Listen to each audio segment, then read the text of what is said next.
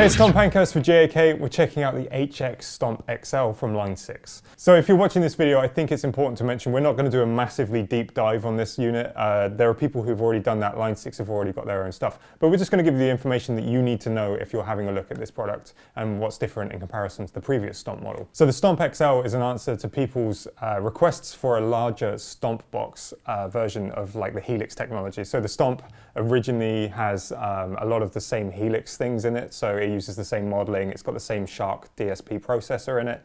This is essentially just a larger version of it, but it does come with some neat features which make it just a little bit easier to use, and it's got some things which are going to make it a little bit more friendly if you're trying to upgrade your rig or downsize it.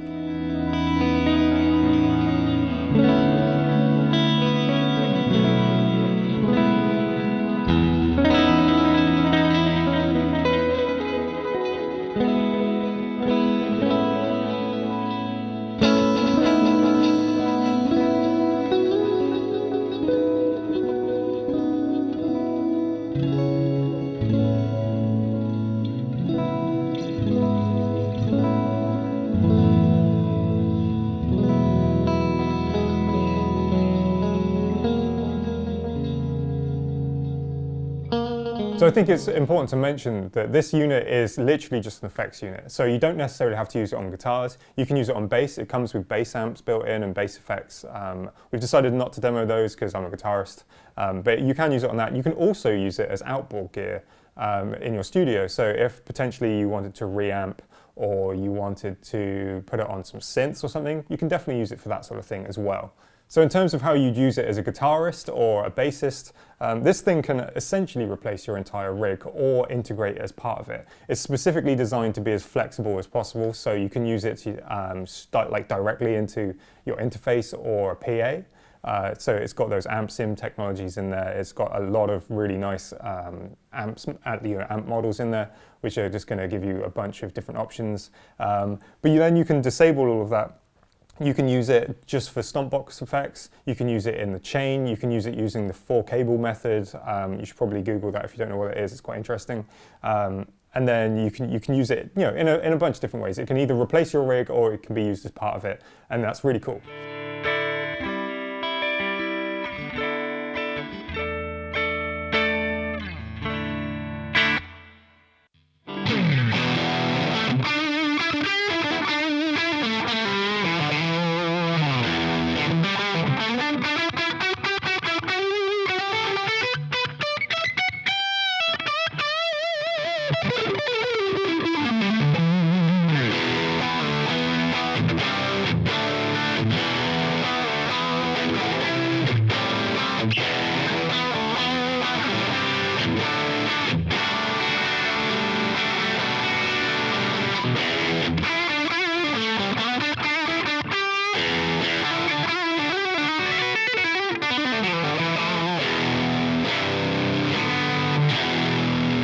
So if we quickly run over the ins and outs of the unit and what we've got on it, we've got pretty standard stuff on the back.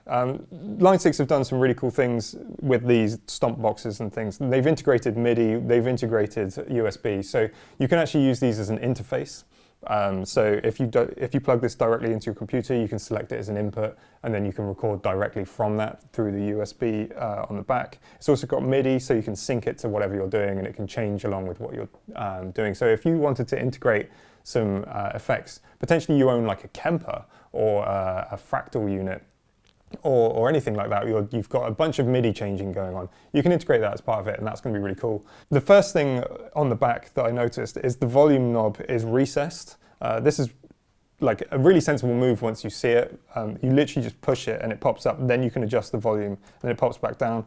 It means that you're not going to damage it if you're out gigging. It means that you've got just that extra layer of safety and nothing's going to get in there and cause any problems. So that's really sensible. We've got the option for expression pedals. You can plug 2 of them in with like a Y cable. So it's like a stereo sort of thing. And then you can assign those to do effect control using your expression pedal. We've got a return and auxiliary in section, so you can use this as, you can integrate it in part of your amp, or you can use it to put other effects within a certain area of the chain, which we'll get into in a minute. Standard input and output, which is mono or the option for stereo, and you've got a headphone jack on the top as well. On the front, we've got 8 buttons, so these will cycle through the banks. These will cycle through the Stomp box options, and then we've also got a mode and a tap tempo, which turns into a tuner if you hold it down. Line 6 have also added in something called the command center. This means that you can essentially program all of these things to whatever you want. You can fully program these foot switches. So if you're using it for specific things, you can make it do that specific thing in that mode. But there is also some really cool options for switching using the mode switch. So the mode switch is going to swap you between the Stomp box mode and the scene mode. So this is Stomp box mode. This changes the pedal here, so you end up with control over each one of those Stomp box effects, so you can turn them on and off individually. Or if you're in that scenes effect mode, then you can essentially, what you can do here is you can save an entire preset or an entire chain of Stomp boxes as one thing, and then you can swap between those presets with no clicking or popping in between. It's literally just, yeah, super easy to use. You can just go between them. But the important thing there is that you can keep your delay and reverb trails going, so there's not like a jutter, there's nothing in between, there's not going to be a cutoff. So that's really cool. So you could essentially use that if you were, you know, let's say you're playing a gig and you've got specific effects for a specific song. You can set this up so it does just those things. You can swap between them as you need, and then you could use the bank to change to a different preset snapshot afterwards, and then you can just have it set in and dialed in for whatever you're doing.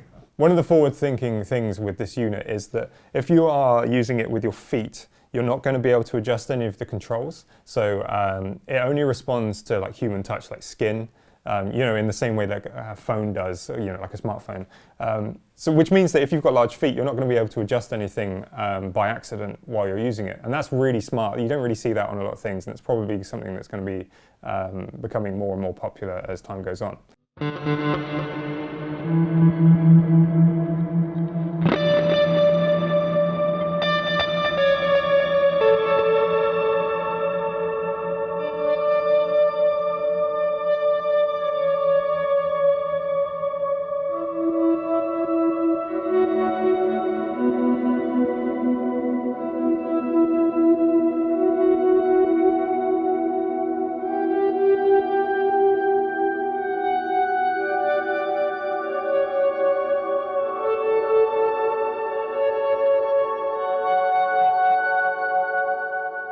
In terms of the modeling that we've got going on, there are an enormous amount of options for effects and amps in this. We've decided not to cover all of them because that would take literally forever. But there's some really cool things going on. So, you know, you've got your standard Stomp box selection, you've got overdrives and things, but they're modeled on real things. So you've got models of like actual tube screamers and things like that. There are actually companies like Horizon Devices that have their precision drive in this as well, and it's called the precision drive rather than being one of those pseudonyms that you often get on things like this. You can see on the screen here it's got different names because there's obviously copyright sorts of issues, but they've done such a good job on certain things like the Rev pedals and the Horizon Devices precision drive that they've decided, those companies have decided, you know, just use the name because it's pretty bang on, which is pretty cool. So if we quickly jump into some of those modes, again, you know, we had that Stomp box option, we've got the scenes option, which makes it really easy to use if you're just doing gigs and things. But there's actually, in terms of the way that you edit it, it's actually quite sensible. So if you go into the view setting here, by clicking the view here, you end up with 2 stereo paths that you can build a chain in. So each of these blocks edits an effect. So that'll be, you know, where you put the volume pedal, and then you could assign that. This is going to be where the cab goes, and then you can put another cab in stereo if you want, or, you know, you can have like a tube screamer at the beginning, and you can swap all those things out. And then each of those effects has got individual controls of the parameters over here. The interface is also really easy to use. You literally just use the buttons here to toggle, and you use these knobs to adjust any of the parameters. It makes it super easy. There's no like issues with learning the interface. I think it's really simple. If you think of it as like a Stomp box effects chain with amps and things in it as well, it really like, sort of helps to clear it out in your mind, and you'll be able to see the signal chain a bit more easily. I think it's important to mention as well that because these models are based on real gear, you sort of have to bear that in mind. Like, I think a lot of people can get into the issue of like they don't know how to dial in a tone for a specific piece of gear, and then they come to the conclusion that something is not as good as something else, when in reality that original piece of gear never did that thing in the first place. So there are models of Marshall amps in here. You know, if as someone who has used Marshall amps, and people out there will know, the louder you turn up a Marshall, the more you generally have to turn the bass down. So that's something you're going to have to bear in mind. This doesn't necessarily do that for you. And so if you're coming from like a real gear sort of background, and then you're coming into the modeling game now, then that's probably quite refreshing to you. And it's also a really great way to learn how lots of different gear works. So you can just get this one unit and you can go on a deep dive of how all of that stuff works.